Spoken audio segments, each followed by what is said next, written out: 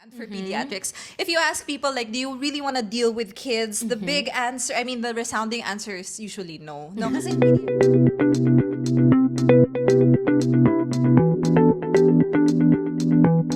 Hi, welcome to episode 2 of Pediatrats with Erika And Kat, your pediatricians with a purpose. Yeah. So we're doing episode 2, wherein we talk about pediatrics in crisis. Is it really in crisis? Is it? Let's talk about it. Yeah. Yeah. So the topic for today is why fewer doctors take pediatrics as a career. What's the fact ba ngayon, Erika? Okay, so let's talk about the facts. Recently, there has definitely been a decline in the numbers of people or doctors who want to lean towards taking pediatrics. So when did the crisis start? I think that for me, it was the pandemic. I agree. No? So I can relate it to us. So when we were residents, we went into residency 2018, right? There were 80 of us, I think, that applied. Before us, with Reddit or with research, I saw that there were more than 100 applicants for pediatrics.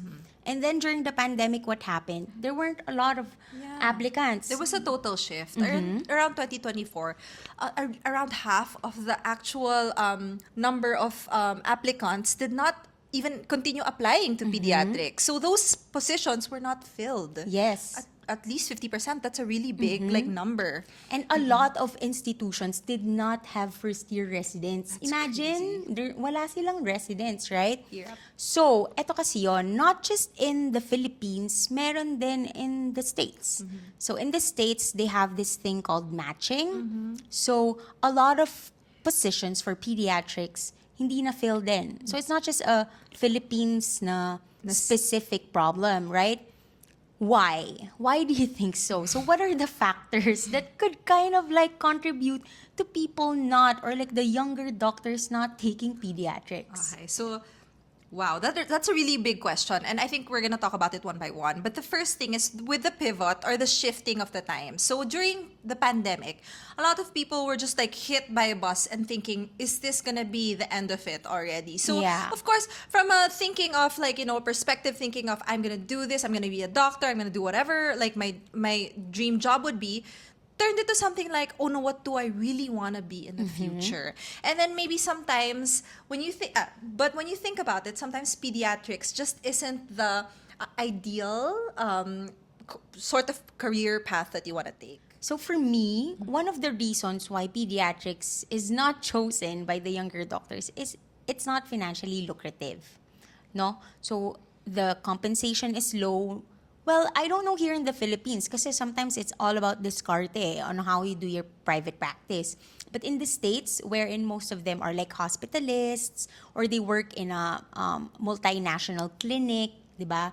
The compensation for pediatricians is one of the lowest. Yes. Some of the nursing practitioners or yung mga CNAs, the nurse anesthetists, they earn more than the pediatrician. So maybe that's one of the reasons. I think another reason is the high workload, no? Yeah. And the emotional demand for pediatrics. If you ask people like, do you really want to deal with kids? The big answer, I mean, the resounding answer is usually no. No, because in pediatrics, it's you deal with kids of all ages and you deal with adults too, their parents. So it's a really heightened and an emotionally filled workforce. Yeah. So aside from the anxious parents, it's also, like their kids kasi, di ba? Like parang if you're an empath, naawa ka agad din sa ano. So some doctors or some of the younger doctors being empaths, hindi nila kaya yung pain of children na sick, 'di ba? Yung emotional stress of it. Yes. No? So or eto din, one of the things is the perception of pediatrics as less prestigious. Let's talk about it. No, because it's always been like the cutting specialties and even dermatology. That's a better, like a work-life balance looking field. And you can also like really relate to it. It's not glamorous kasi as a specialty, di ba? Like parang you're dealing with poop, you're dealing with snotty kids, you're dealing with coughing kids, di ba? Even in media, like in Grey's Anatomy, do you see the pediatricians? I don't know where they are. They're Not all so surgeons. much, yeah. So parang when you think of doctors kasi, mainly, you think of people doing surgery. Yeah. 'Di ba? So parang hindi din nila yun agad-agad naiisip. So what do you think will be the impact of this naman? The shortage of people taking pediatrics on healthcare. Of course, in healthcare, syempre, if there are less pediatricians, there are gonna be a greater number of patients there's going to be a really big discrepancy between the patient and the doctor ratio. There are going to be longer wait times for pediatric consults. There are going to be a lot of angry parents, and that's going to disrupt healthcare altogether. Ako naman, since we're general pediatricians, well, I'm a general pediatrician, I think the gap will be in preventive healthcare. You know, like vaccines, nutrition. Yeah. Sometimes, you think kasi if your patient is normal, pero in pediatrics, nutrition is very important, di ba?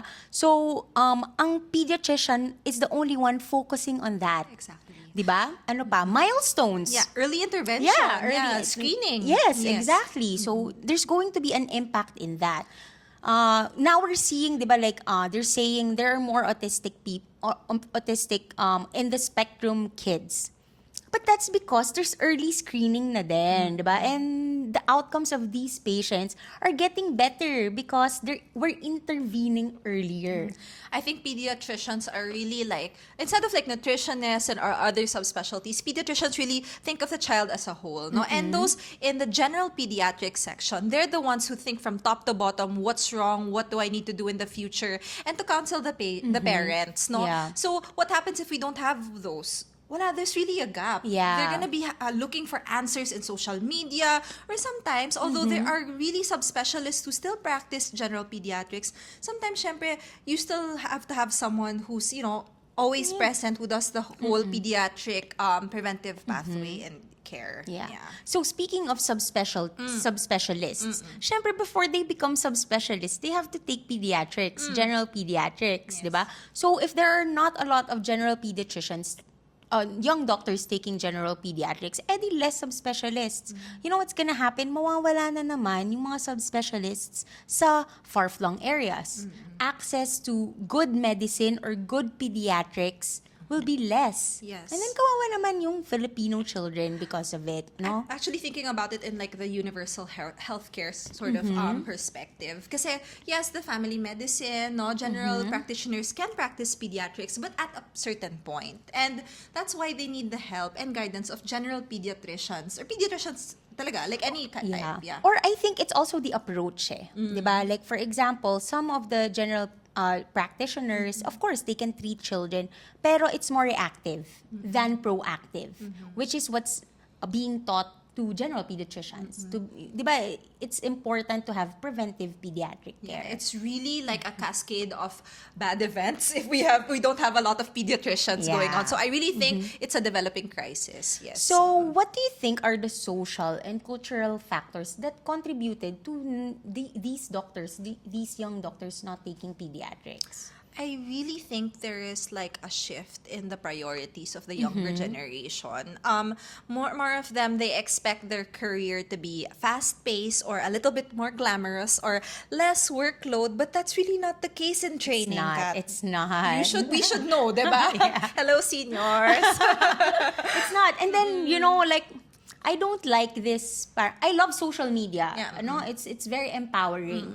Pero if it's not fit or like it's not fit for social media, and maybe that's like pediatrics also. It's hard to kind of like make it or package it in a sense na parang, people are gonna watch it. Yeah, or like parang, na it's more glamorous, no? So maybe that's one of the factors. Or, eto din, lack of early experience also in pediatrics. So, diba, how inspired you will be if you see your future. Yeah. So, future mentors, exposure to good pediatricians will definitely inspire the younger doctors. Looking back, like if you think about it, it's nice to have like a good set of doctors that you look up to, and if there are only a few of them, there really is like it's a cascade. They Yeah. won't be able to teach the younger generation, and the younger generation just wouldn't want to be in pediatrics anymore because it's not that interesting because they weren't taught properly, diba?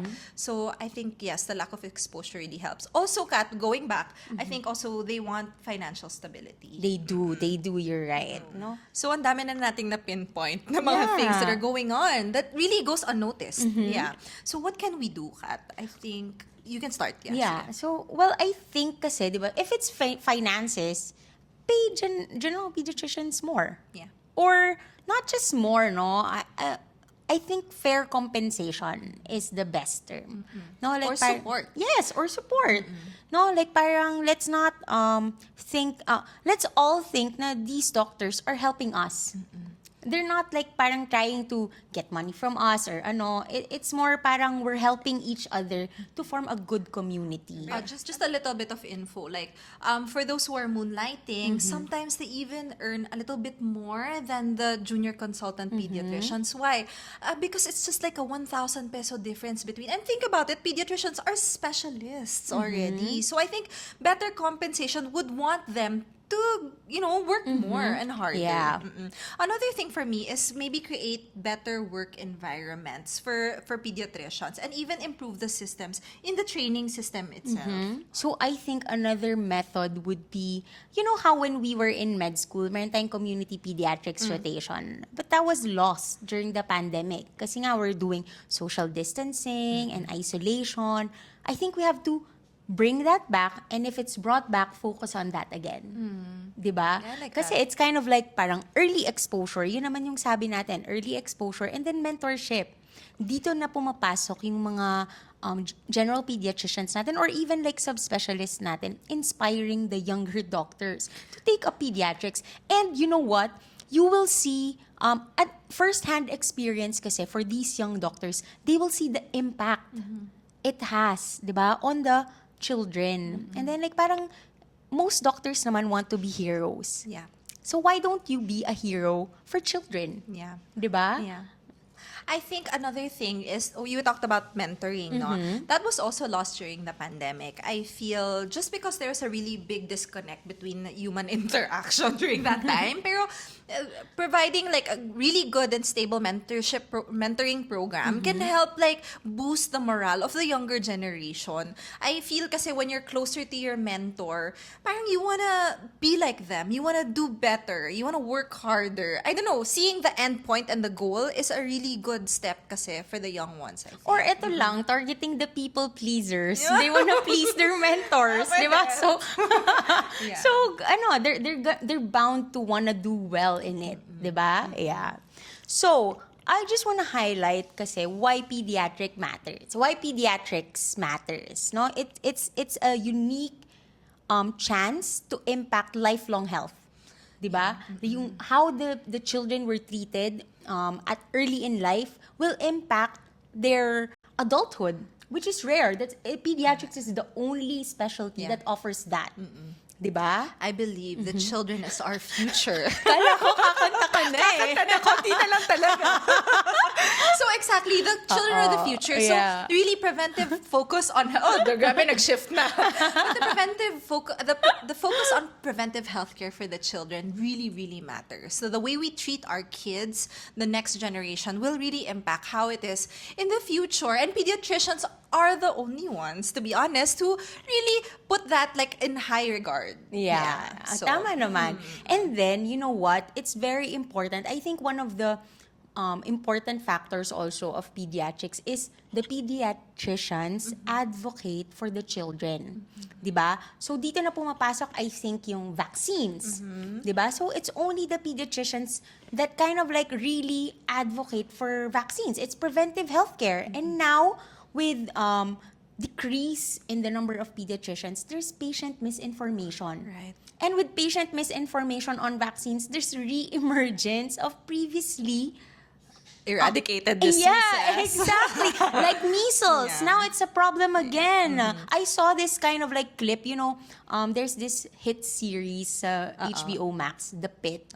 Parang yung scene was like, there's this like teenager came in, high fever, with a rash. And Teenager then, na. Teenager na. So like 14 years old, I think, if I'm not mistaken, came in due to fever, rash, nag-seizure, no? Tapos intubatable with pneumonia. And then like parang yung resident, the senior resident, in-intubate na, and like tinanong, oh, what's happening? And then yung attending physician, tinanong, oh, what's your assessment? And then like, I don't know, it's encephalitis, blah, blah, blah, blah, blah, blah. And then, oh, my age is showing, sabi ni Noah Wiley, because this is measles. Because they could not recognize measles anymore. So, di ba, like parang the re-emergence of these diseases for these children, no? So it's the pediatricians that really advocate for it. Can I just add? For me, this is just like a private practice sort of thing. But I realized through my stint of being a general pediatrician for around 2 years, I realized that sometimes as a pediatrician, you're not just focused on the patients, you're also focused on the parents. Yeah. There are only a few doctors who really talk to the parents, especially the new moms, new dads, about what to expect, their mental health, like what, like does life get better after the newborn period? And that's, I think, a big impact for pediatricians in the life of the parents. So Yeah. I don't think it's just children who we look after, but also new parents Yes. as well. So that's I think that's why we matter then. Yeah. Yeah. So actually, we did this episode as a call to action, no, to the younger generation. Na don't dismiss pediatrics as your calling. I want to say. Wait, well, we have to be honest. It really is hard, okay? Everything in life is hard. Let's not sugarcoat it. The training is difficult just because it's really like emotional. Your patients can't talk. They cry. So you have to have a really good clinical eye. Maybe in training you might miss it, pero you'll get better, diba? So don't dismiss pediatrics just because you think it's hard, because you will get better. Of course, with enough training, passion, consistency, And evidence-based practice. perseverance, Yeah. no, like you'll get good at it, and then the impact you will have on the community, not just the children, the community, no, it will make you feel fulfilled. As doctors, naman, that's what we want, diba? We want to be heroes. Yeah. Yeah. So I think we talked about a lot of things. Yeah. So, any parting words? Do we have any parting words? Or was that the parting words kanina? Okay na yung I believe the children I are... believe the children are our future. So, thank you guys for listening to the Yappers again Yes. of Pediatrats with Erika and Kat. So your Yes. comments and your feedback are highly valuable to us. So make sure you leave a comment on the comment section. And don't forget to follow at Pediachats on TikTok, Facebook, Spotify, everywhere. Yeah. Instagram. Okay, see you. Bye. Bye.